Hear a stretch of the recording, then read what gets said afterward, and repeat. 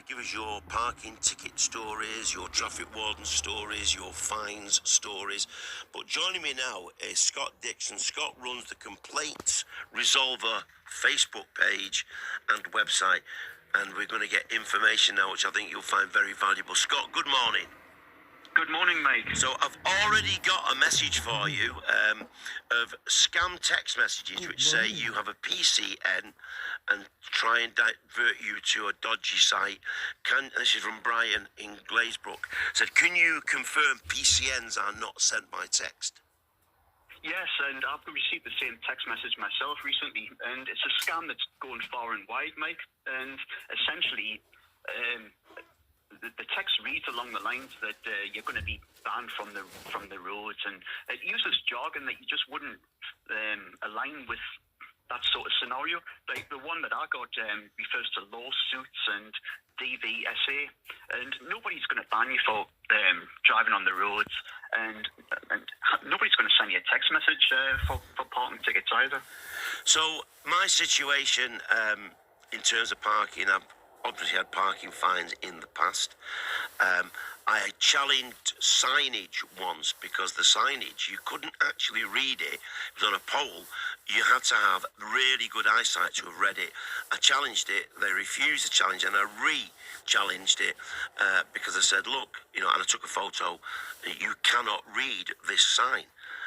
And then on the second appeal process, it was allowed. And we had Denise on earlier, who took pictures of a sign that was obscured by a tree, but was parking anyway with a lady in a car who had cancer and had to go to an emergency loo, and she sent medical records. The council refused the appeal, so she's moved on. What is the next step after a council refuses your appeal?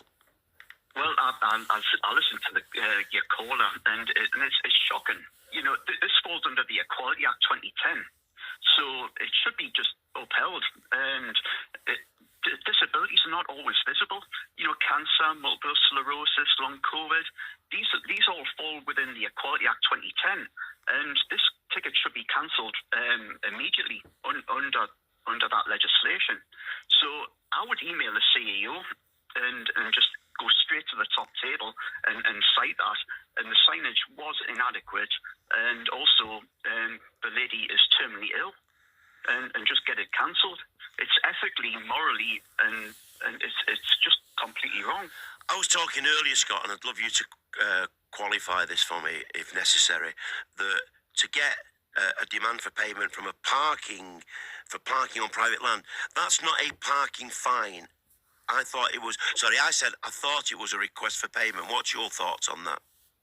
Well, there's two differences, Mike. A council issues penalty charge notices, which are fines for infringements on public highways, and a private parking operator issues parking charge notices, and they look the same. And there's a reason for that, because that's part of their business model. But a private parking operator issues invoices for an alleged breach of contract for parking on private land. And it's the biggest myth out there that when you hear I've been hit with a fine, this is private parking charge tickets, and it's not a fine. It's simply an invoice for an alleged breach of contract. But that doesn't mean to say that you can ignore it, because it can be pursued through the courts, and you can ultimately end up with a default county court judgment, which will impair your credit record for years to come. So with a parking charge from a council, the processes to appeal that, I think, are pretty much out there in the public domain and relatively straightforward. Dealing with a demand for payment for parking on private land, is there any process to appeal that? There is, and well, with councils, as you say, it's fairly straightforward because it's a penalty charge notice and it's a fine, and there is a straightforward appeal process. The private parking industry is unregulated, and you usually find on the first stage of appeals it's rejected, and the business model is designed to just extract money from you. But signage is key, and you need to be given sufficient guidance to make an informed decision to read the terms and conditions of the contract that you're entering into when you park on private land. So always gather your evidence. And I'll give you a good example of one that I was asked to assist with last week. And it's one of my followers on Twitter asked me to help. And the signage on this car park said pay on exit. So she drove up to the barrier to pay when she was leaving the car park, but she couldn't find a meter to pay. So she reversed back, paid for the parking, and then left the car park. But the ANPR camera triggered a ticket in error, and it was sent to her home address, and pay £100 or £60 within 14 days. So she appealed on the basis that there was no breach of contract, she had proof of payment, and they reduced it to £15 to cover their admin. So I went onto Google Street View and I looked for the signage and I took screenshots, and I suggested that she speak to customer services at the car park, and she did just that. She spoke to the estate firm who owned the car park, and they were gobsmacked by the fact that she was expected to pay for their mistake, and they got it cancelled for her. So another one that, and it's the last time I had a parking charge. I paid it because I felt I couldn't challenge it. I think with hindsight, I should have done so. The parking sign said in relatively large print, free parking for an hour. And it was on a retail estate. So yeah. I went into the shop and knew what I wanted to buy. So I was in and out within 20, 25 minutes, and I got a parking charge demand.